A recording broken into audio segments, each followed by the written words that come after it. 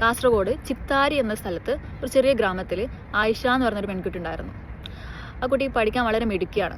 സ്കൂളാണെങ്കിലും മദ്രസ ആണെങ്കിലും നല്ല സ്മാർട്ടായിരുന്നു. അങ്ങനെ ആ കുട്ടിക്ക് 12 വയസ്സാകുമ്പോൾ പ്രായപൂർത്തിയായി.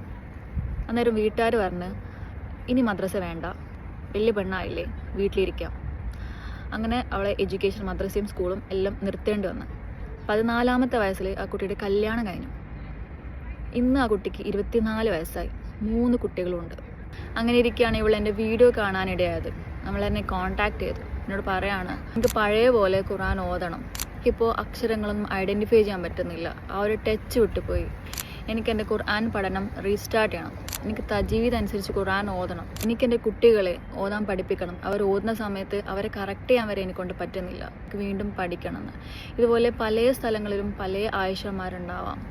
നിങ്ങൾക്ക് വേണ്ടി ഇൻവെസ്റ്റ് ചെയ്യുന്നുണ്ടോ? എനിക്ക് നിങ്ങളോട് പറയാനുള്ളത്, നിങ്ങൾക്ക് പഠിക്കാൻ താല്പര്യമുണ്ടെങ്കിൽ നിങ്ങളിത് പഠിക്കുക. ഒരിക്കലും നാളത്തേക്ക് മാറ്റി വെക്കരുത്. കാരണം ലൈഫ് ഒന്നേ ഉള്ളൂ. ചിറകുകൾ തന്നത് പറക്കാൻ വേണ്ടിയാണ്. അതിന് വേറൊരാളുടെ പെർമിഷൻ ആവശ്യമില്ല.